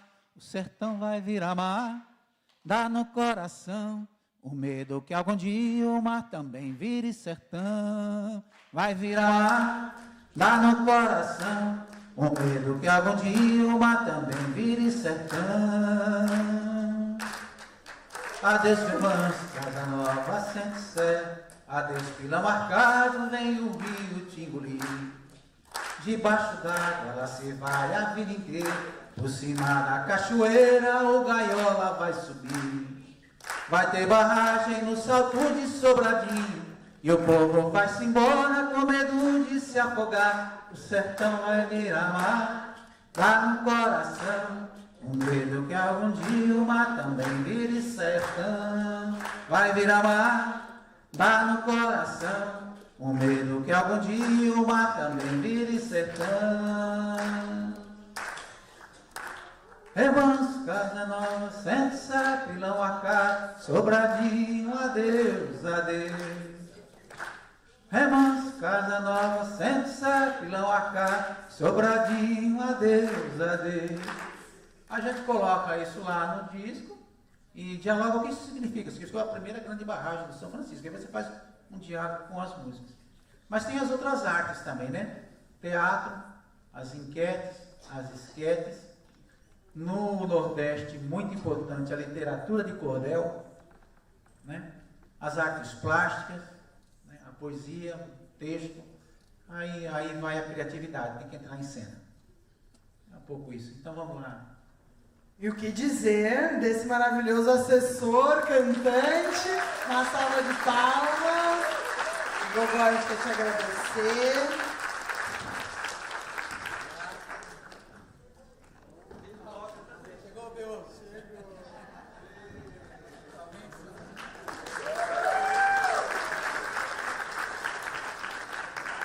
Não percam de ler, estudar, dialogar, né, na tenda o texto que está no livro, que traz mais detalhes, né, do que a gente escutou hoje. Então, muito, muito obrigada.